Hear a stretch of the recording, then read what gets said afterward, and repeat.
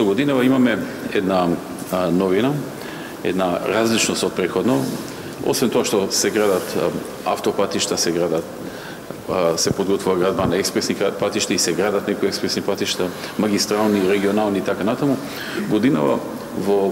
буџетот се предвидуваат дополнителни средства од вообичаено за Македонија пат, кои што треба да ги инвестира во наредните месеци. Имено до сега до 1 милиарда денари се инвестираше во овој дел што го работи Македонија пат. Сега веќе издвоени се над 1 милиарда, односно 22 милиони евра, 6 милиони евра повеќе отколку вообичаено, со кои што средства дополнително ќе се инвестира прво во завршување на сите патишта во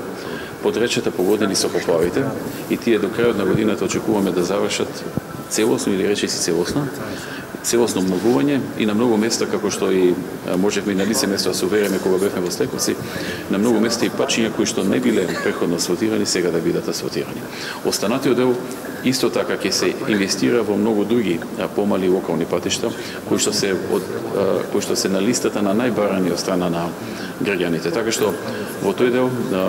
имаме 6 милиони евра повеќе проектирано отколку во претходните години, пред се заради поплавите, но и заради некои барања во различни делови на земјата.